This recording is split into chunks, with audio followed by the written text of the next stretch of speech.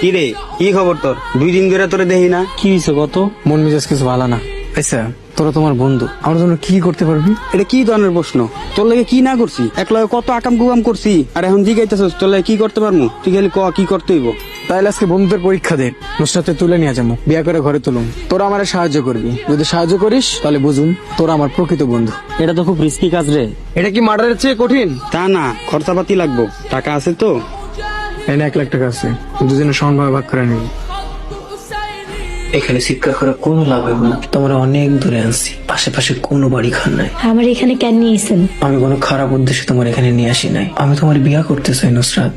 তোমার সন্ধ্যা পর্যন্ত টাইম দিলাম, বালায় বালায় রাজি হয়ে যাও, বিয়ে করে সোজা বাড়িতে নিয়ে তুলুম। যদি রাজি না হও, তোমার ইজ্জত নিয়ে বাড়িতে যাইতে পারবে না। আল্লাহর কসম, জান দিয়ে দিমু, তারপরে ইজ্জত দিমু না। আরে নুসরাত, আমি তোমারে ভালোবাসি, এটা কেন বুঝো না তুমি?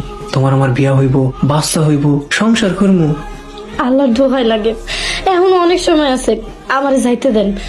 আমি কসম করে কইতেছি, আমি কাউরে কোনো কিছু জানাবো না। হ্যাঁ, আমার হাতের বান্ধব